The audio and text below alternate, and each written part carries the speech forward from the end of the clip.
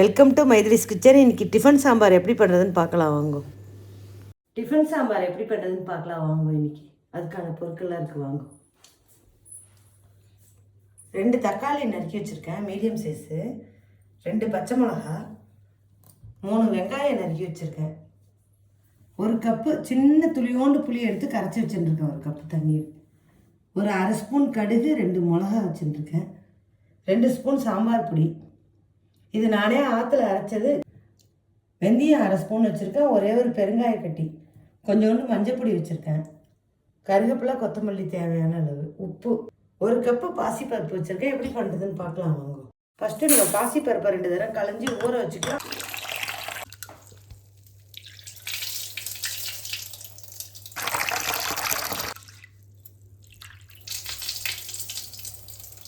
ரெண்டு தடவை களைஞ்சின்னு இருக்கேன். இந்த ஜலத்தை இதில் ஊற்றிக்கலாம். நம்ம இது ஊறட்டும். இது அப்படியே தண்ணி ஊற்றி ஊற வச்சுருக்கேன். இது கணக்கெல்லாம் கிடையாது. நம்ம ஜஸ்ட்டு இது வதக்கிற வரைக்கும் அது ஊறட்டும், அவ்வளோதான். எப்படி பண்ணுறதுன்னு பார்க்கலாம். இப்போ குக்கர் வச்சுருக்கேன், அடுப்பு பற்ற வச்சுக்கலாம். நம்ம கொஞ்சம் காயட்டும். இப்போ எண்ணெய் ஊற்றுறது சும்மா 2 ஸ்பூன் ஊற்றுவோம், அப்புறமா வெண்ணெய் ஊற்றிக்கலாம். எண்ணெய் நல்லா காயட்டும், காஞ்சோன்னு பார்க்கலாம். நம்ம ஒரு நிமிஷம். ஒரு கட்டி பெருங்காயம் வச்சுருக்கேன், அதை போடுறேன். இப்போ நல்லா பொரியிட்டுறதுக்குள்ள 2 மிளகா வச்சுருந்தேன், அதையும் கிள்ளி வச்சுருந்தேன். கடுகு போடுறேன், வெடிக்கிட்டேன். கடுகு நல்லா பொரியுது. இப்போ வெந்தயம் போடுறேன். வெங்காயமும் பச்சை மிளகாயும் போட்டு நல்லா வதக்கிட்டு இருக்கேன். பாருங்கள், அதிலே இந்த தக்காளியும் போடுறேன். பாருங்கள், வெங்காயம் வதக்கிட்டு தக்காளி தேவையான அளவு உப்பை இதுலேயே நம்ம போட்டுக்கலாம். பாருங்கள், இது சிம்பிளான ரெசிபி தான், ஆனால் ரொம்ப நல்லா இருக்கும். ஜோராக இருக்கும். வச்சு பாருங்கள், இது என்னோட மெத்தடு. பாருங்கள், டக்குன்னு நம்ம ஜஸ்ட்டு உடனே சாம்பார் வைக்கணும், நினச்ச நேரத்துக்கு வைக்கலாம். இந்த வீடியோவை பார்த்த நிமிஷத்துக்கு நீங்கள் இந்த சாம்பார் வச்சிடலாம், அவ்வளோ ஜோராக இருக்கும். நான் இந்த கருவேப்பிலை இதிலே போட்டுறேன், அலம்பி வச்சுருக்கேன். கொத்தமல்லி அப்புறமா போட்டுக்கலாம். மஞ்சப்பொடி வச்சுருக்கேன் தேவையானது.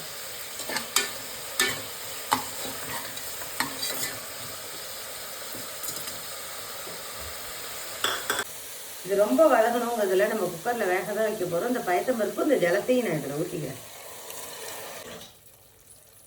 பாருங்கள், இதில் 1 கப்பு நான் பயத்தம்பருப்பு எடுத்துட்டேன், 2 கப்பு ஜலம் ஊற்றிக்கிறேன்.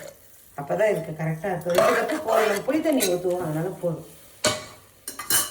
இப்போ இந்த சாம்பார் பொடியும் இதிலே போட்டுடலாம். எல்லாமே ஈஸி தான், இது ரொம்ப நல்லா இருக்கும். நீங்கள் பண்ணி பாருங்க.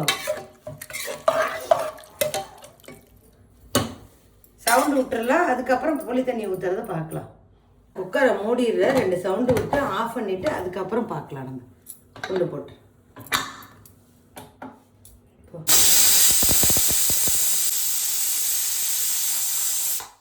2 விசில் வந்துட்டு அடுப்பை அணைக்கிறேன்.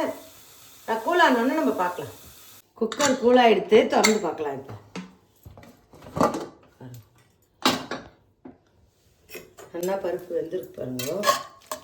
நல்லா மசிச்சுட்டு புளி ஊற்றிக்கலாம். அடுப்பு பற்ற வைக்கலாம்.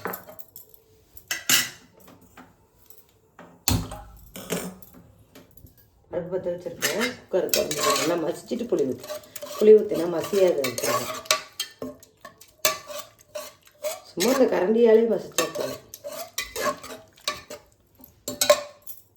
பாருங்க, நல்லா மசிச்சுட்டேன். இந்த மாதிரி மசிச்சுட்டு இப்போ புளி தண்ணி ஊற்றிக்கலாம். ஒரு சின்ன கப்பு துளியோண்டு புளி எடுத்து 1 கப்பு கரைச்சி வச்சுருக்கேன். அதில் பாதி தான் ஊற்றுவோம், பார்த்துட்டு ஊற்றிக்கிறது. புளியே தேவைப்படாது. நல்லா கொதிக்கிட்டேன். நான் கொஞ்சோண்டு வெல்லம் போடுறேன், துளியோண்டு.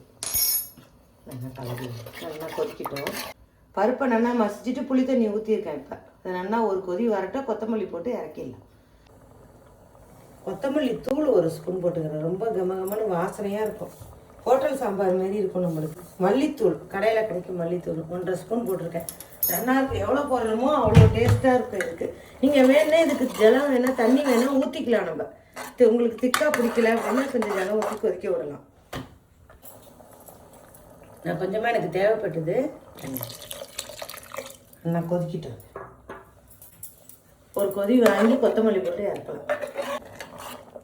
நல்லா கொதிக்குது. இப்போ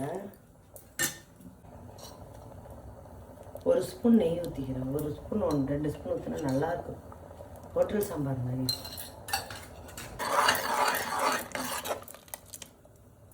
மற்ற எல்லா கொத்தமல்லியும் எவ்வளோ கொத்தமல்லி போடுறோமோ அவ்வளோ சூப்பராக இருக்கும் இந்த சாம்பாருக்கெல்லாம். கொத்தமல்லி தான் இதுக்கு இதுவே நல்லாயிருக்கும். சாம்பார் ரெடி. பாருங்கள், இட்லி சாம்பார் ரெடி. இதில் ட்ரை பண்ணி பாருங்க. எல்லோரும் கமெண்ட்டில் சொல்லுங்க எப்படி இருக்குன்னு. ஆனால் குயிக்காக இருக்கும், உங்களுக்கு ஈஸியாக ரெடி ஆகிடும். இதை பார்த்த நிமிஷத்துக்கு நீங்கள் சாம்பார் பண்ணிடுவீங்க. சாம்பார் ரெடியாக எடுத்து அடுப்பை அணைக்கலாம். இட்லியில் ஊற்றுறத பார்க்கலாம் நம்ம வாங்க. இட்லி வாத்து வச்சுருக்கேன். இப்போ சாம்பார் அது மேலே ஊற்றுறேன் பாருங்க. அண்ணா கமன்னு ஜோராக இருக்கும், சூப்பராக இருக்கும். குழந்தைகளுக்கெல்லாம் ரொம்ப பிடிக்கும். பாருங்க, மேலே ஒரு ஸ்பூன் நெய் ஊற்றிட்டா அதை விட வாசனையாக இருக்கும். பாருங்கள், சொட்டையை சொட்டு ஊற்றிட்டேன். இட்லி சாம்பார் ரெடி. பாருங்கள், ட்ரை பண்ணி பாருங்கள் எல்லோரும்.